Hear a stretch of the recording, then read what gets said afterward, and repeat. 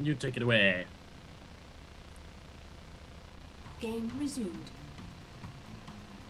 Welcome back, everyone. We're going to be jumping straight into Game 7 of this best of 9, currently tied up 3-3. I'm Maddles. With me is Lurlian. Lurlian, introduce these two incredible players. Entombed Valley is the map we're gonna be spawning on, guys. So glad you're still watching. In the top right spawn position, we've got the red Protoss player. It is ToD. And in the bottom right, we've got the multitasking mastermind from Germany, the blue Terran player. It is KraSS. That was a weird accent, sorry.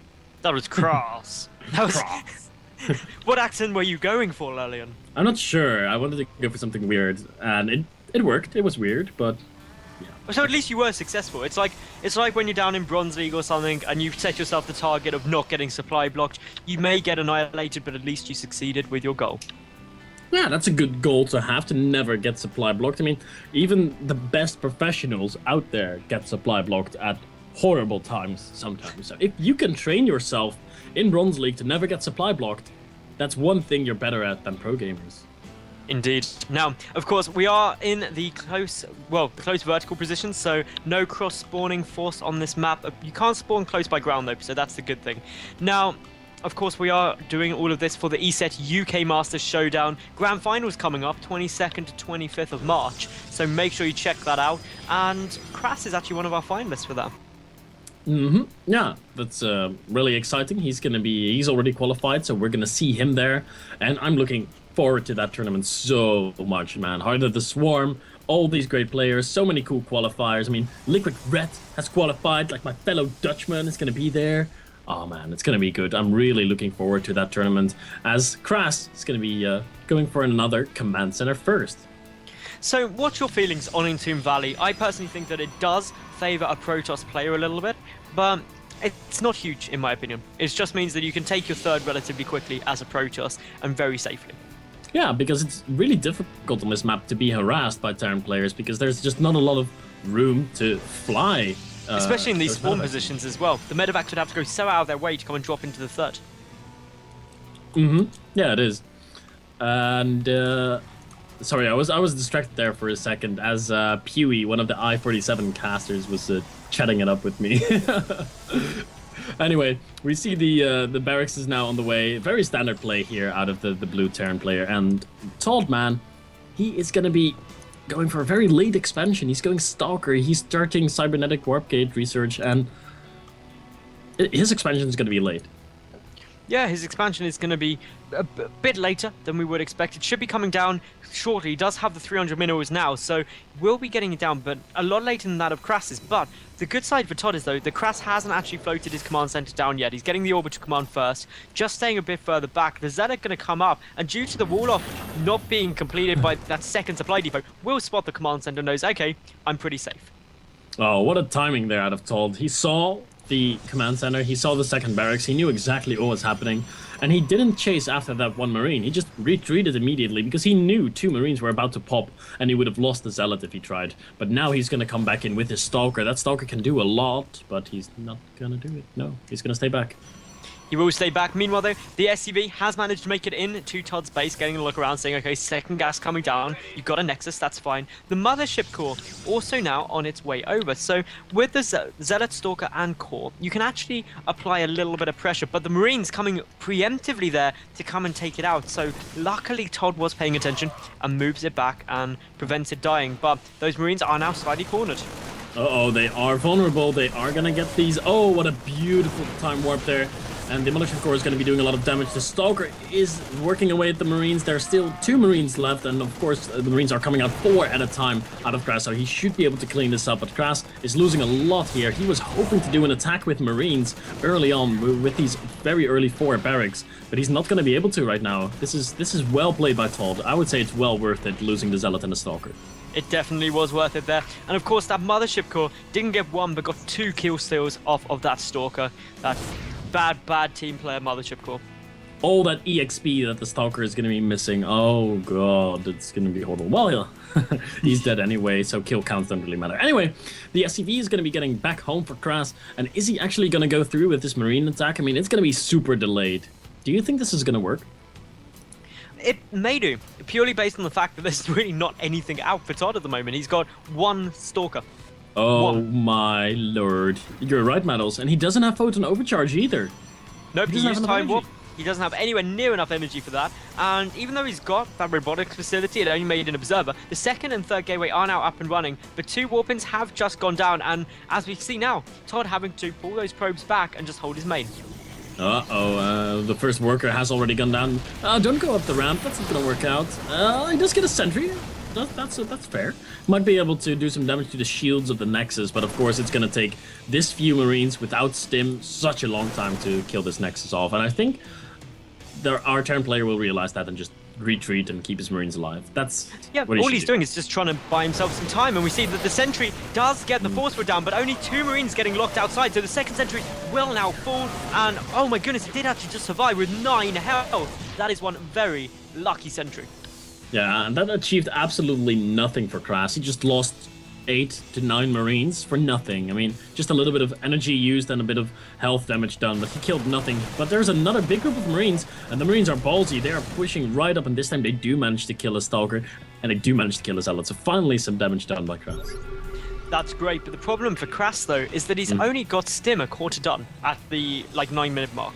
That is very, very delayed by his openings and by this aggression he's put on, and as such he's really just got unupgraded Marines as the only thing other than those SCVs. So a very basic tier 1 force out of KraSS at the moment, and that means that ToD, with his robotics facility already finished, with the Twilight Council already starting, he's actually in an okay position. Yeah, he is. He's in a fine position. Oh, these Stalkers in the middle getting really surrounded by the Marines. I'm sorry to interrupt you, but quite a few went down there. Yeah, indeed. Some heavy losses being taken there by ToD, and he's now on the retreat. The unit's loss tab has now been equalized. Of course, a lot of Marines were sacrificed for nothing, but he has been able to make up for that. A few extra sentries have been warped in. There is enough for a Photon Overcharge, so this attack with pure Marine is not going to do much. Photon Overcharge, so powerful versus low Marine numbers. Yeah, the Marine count is slowly starting to climb. The third command center is also 3/4 done, so an economical focus being taken here at the moment by KraSS, but ToD probably going to take his third base relatively quickly as well, because it's a safe map to do so on. It is a safe base, a safe map to take a quick 3 bases on, and ToD is thinking the exact same thing. He wants to take a quick 3 bases too, but the pressure has been poured on so heavily by KraSS once more, so he might have to take that a little bit later and make sure that he has something to defend against those drop. Either charge, but more preferably, of course, blink. Blink on this map to defend against drops is very, very potent. Now we're seeing some Stalkers are moving forward. The infantry stims straight on top of that. Some force will try to go down, but there's a small gap there, meaning 1-2 sentries are taken down. A couple more are going to fall as well. All the sentries now dead, and this could be a great opportunity for KraSS to push on up and in. Oh, he doesn't have his Manivacs here, though. Not yet, so he uses the second stim, and a Photon Overcharge is going to force this army away, but that was some great pickups for KraSS. So, and a little bit of sloppy play for ToD, I have to say, and not really paying attention to his army, losing 2 Stalkers before he even realized he was being attacked. Yeah, that was a great little push up there by KraSS, and he's got the Medivacs out now, and that means one thing and one thing only, that he can potentially start dropping, but ToD, in preparation for that, has already chucked down 2 photon cannons just at that nice little edge there. A scan goes down, sees the Templar Archives on its way, and that just means that now KraSS can start preparing. He starts moving up, he gets some more. He gets to try and move up. Photon Overcharge does now completely evaporate, so, well, as we've seen, this is pretty good play by KraSS at the moment. It is very good play by our German Terran player here. Gets another Stalker as it's warping in. He's doing so much damage, this time around being very cost efficient and actually doubling the cost effectiveness of his opponent. There comes the time warp. This is the committance by ToD. Will he be able to break this Terran army? A lot of Medivacs still alive. They do have some energy, so a lot of healing is going to be happening. This Immortal in the back doing a lot of damage, Mandals. That Immortal's got 2 kills. The Mothership Core has 5, though. Also helping out a big deal. As you can see, the Mothership Core, though, is very low on health. The Immortal not getting focused. Instead, the sentries all getting taken out. That Time Warp allowing the Zealot to close up the distance. A quick little pickup on those Medivacs. But that was such a great engagement for KraSS. While they lost a similar amount, all of the sentries went down. That is a massive, massive loss, of course, to ToD in this early stage of the game. Yeah, ToD is not feeling so comfy right now. He's finally taking his third base, but the third base for KraSS has been up for some considerable time. And of course, the entire Protoss base still has to get built, so it's going to be a long time before they are going to be on even economy. The worker count heavily 10 workers in favor of our Terran player. Would you count that heavily in favor? At this stage of the game, I would. It's not huge, but it's enough with that third base though, with the mules as well, to be very, very beneficial towards KraSS, who, as we can see, he's got a good 25 supply lead, and he's already got his Ghost Academy done, I do believe, and therefore he can start producing those ghosts ready to deal with the High Templar. Unfortunately, a medevac got taken down there by the 2 cannons and a feedback, but this third base for ToD could be about to be in some problems because we see a small infantry force running on up there. Is Storm done yet? Yes, Storm is done. That is really important. So I think this army is going to get cleaned up, actually. It is going to lift and fly away. Feedback's trying to go down and manages to get 1 feedback, or actually 2 feedbacks. 1 feedback off and damage the medevac a little bit, but there's still plenty of energy to heal up.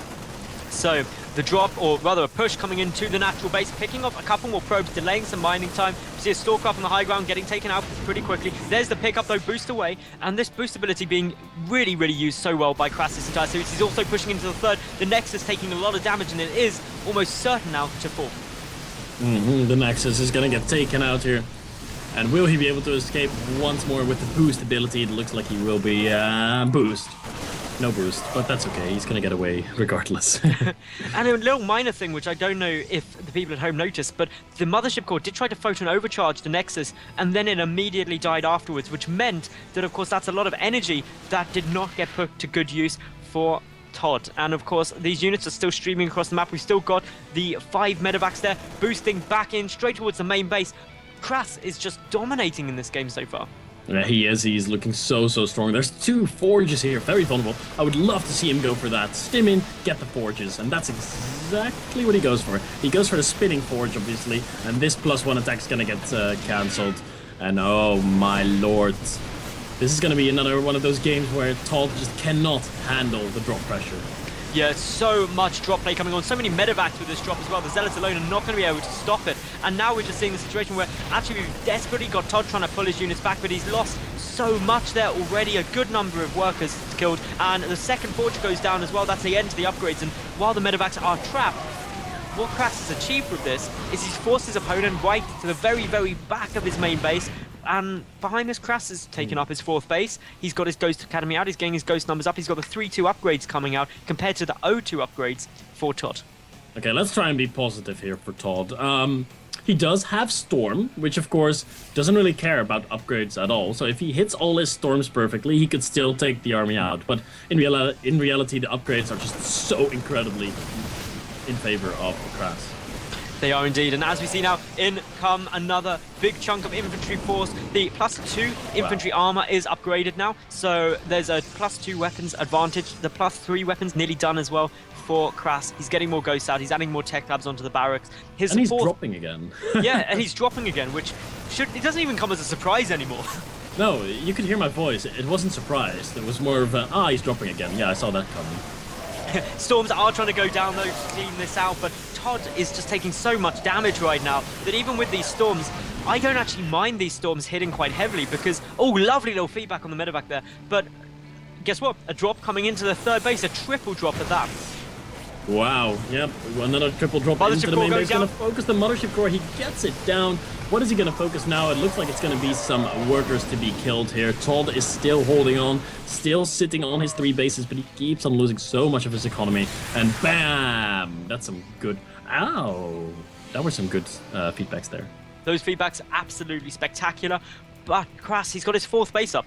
He's got a worker lead. He's got more mules than his opponent will ever have, and he's looking very, that's very. A surprise. Yeah, I still find it less surprising that KraSS has more mules than ToD, over the fact that KraSS is dropping though. Yeah, KraSS is dropping is like a. Yeah, I don't even know how to really put it. It's a universal constant.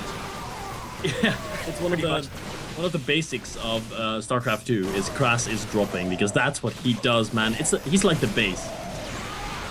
He is indeed. And as we can see now, we have got a lot of units pushing forward. ToD maybe overextending himself here. Those High Templars storming, trying to retreat, but a lot get taken out. But so does a lot of KraSS' army. But KraSS can just afford to resupply quicker.